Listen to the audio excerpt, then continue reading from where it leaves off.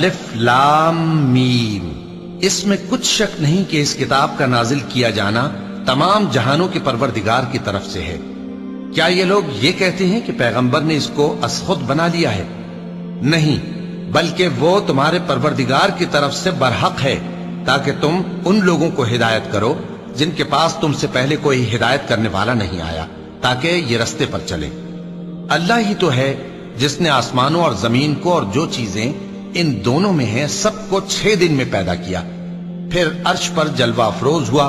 اس کے سوا تمہارا نہ کوئی دوست ہے اور نہ سفارش کرنے والا۔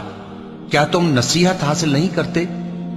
وہی آسمان سے زمین تک کے ہر کام کا انتظام کرتا ہے، پھر ہر کام ایک روز جس کی مقدار تمہارے شمار کے مطابق 1000 برس ہوگی اس کی طرف رجوع کرے گا۔